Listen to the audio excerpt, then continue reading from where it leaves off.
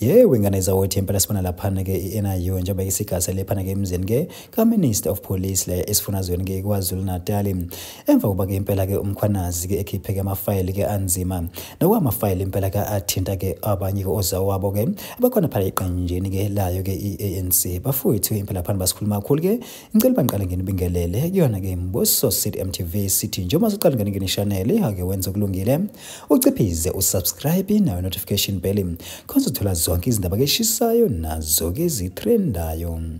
Hayi ke wengane zawuthi impela sibona laphana ke NIU njengoba isigasele laphana ke emzini ke ka Minister of Police oyena ke uMkhwanazi lapho ke beyomnikeza ukuphepha ke okuphelele ke emva kuba uMkhwanazi ke ethethele ke amabhomu ke wemfihlo ke ngamanye ke wamalungu kaphakathi eqenjini ke le ANC lapho ke ebeveza ke izinto ke ezingahambi kahle kanti ke bafowethu impela iNIU isiqinisekisile ke ukuphepha ke kwakhe uMkhwanazi emva kokuba ke ethethele ke zona ke lezi mfihlo ke nezilandelisa ke amehlo ke abanye ke ozakwabo kanti ke wengane zawuthi impela ke wona ke lamabhomu ke athusike abantu abaningi khona lana ke South Africa esikakhulukazi nalana ke isifundazweni ke eKwaZulu Natal njengoba ke sibone lapha sokuhlongozwa engazothi yena ke impela uMkhwanazi ke bangase impela ke ijazi ke baligcwalise ke umoya bafuthi impela ke bahlali bathi cha impela ke nathi ke sibhekile ke sabahlali futhi ke ngeke sesithule mangabanje impela ke begcwalisa ke ijazi umoya phaka koMkhwanazi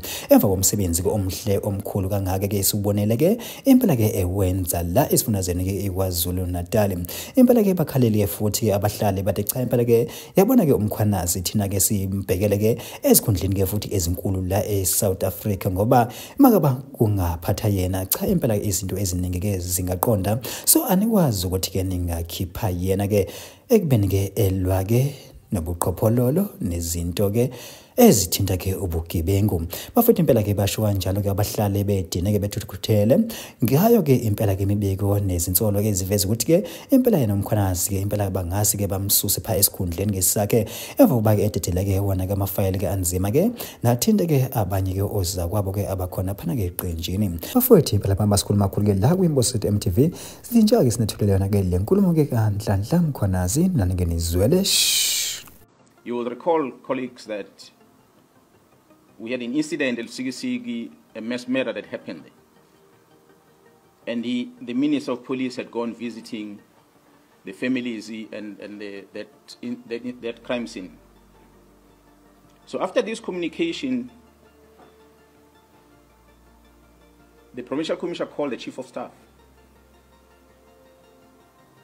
Mr. Nkabinde, the Chief of Staff of the Minister of Police, and asked the Chief of Staff, who is this Bhom? This Bhom seems to be traveling with the minister to Lusikisiki. Who is he? Because I've never heard of him. The response from the Chief of Staff was that Mr. Bhom is an associate of the minister, but is not employed in a department. That's when I got a confirmation about Mr. Bhom. And I asked the Chief of Staff to send the phone number of this Bhom, of which he did. It is that number that made me to confirm that indeed the person who's sending me WhatsApp messages is the same person that is called Bhom and is from Northwest. On the 5th of March 2025, the South African police appeared before the Portfolio Committee in Parliament. A presentation was made to this Portfolio Committee by the Provincial Commissioner of KwaZulu-Natal, which included the allegations of an associate of the Minister of Police, Mr. Bhom. The minister denied on record. Go and Google a visual presentation to the Portfolio Committee on the 5th of March this year, towards the end of that briefing, where the Minister of Police responded and he said he does not know this Mr. Bhom. He said that in Parliament. However, the minister confirmed that he knows this Mr. Bhom during the telephone conversation that he had, which was posted on X under the handler at Load Care. This was on the 30th of March, where he confirmed that this was his comrade from Northwest, The conversation between the minister and that lady is available. You can go on X and find it on the 30th. If it has been removed from that account as we finish this briefing, I'll share that with you.